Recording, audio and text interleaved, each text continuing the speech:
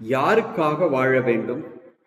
தூய பவுல் சொல்கின்றார், இயேசு கிறிஸ்து நமக்காக இந்த உலகத்தில் பிறந்தார், வாழ்ந்தார், போதித்தார், பாடுபட்டார், மரித்தார், உயிர்த்தெழுந்தார்.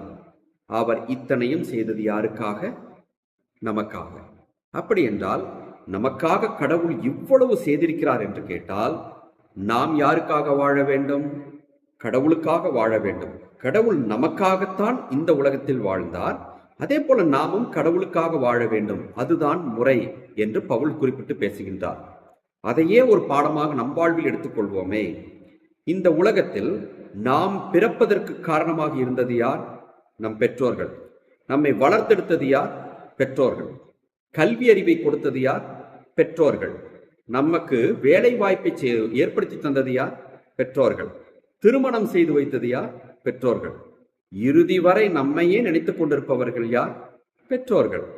ஆக பெற்றோர்கள் கடவுளை போன்று, ஆண்டவர் இயேசு கிறிஸ்துவை போன்று நமக்காகவே இந்த உலகத்தில் பிறந்து நம்மை இறுதி மூச்சு, தங்கள் இறுதி மூச்சு வரை பாதுகாக்கிறார்கள் என்பது நமக்கு தெரிய வருகிறது அல்லவா?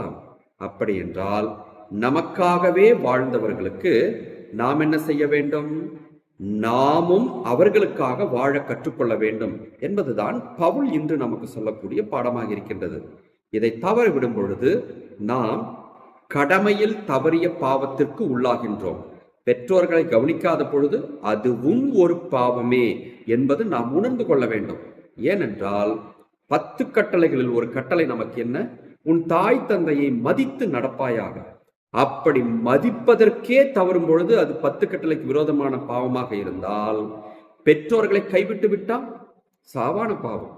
இதை உணர்ந்து பார்த்தவர்களாய் நாம் யாருக்காக வாழ வேண்டும்?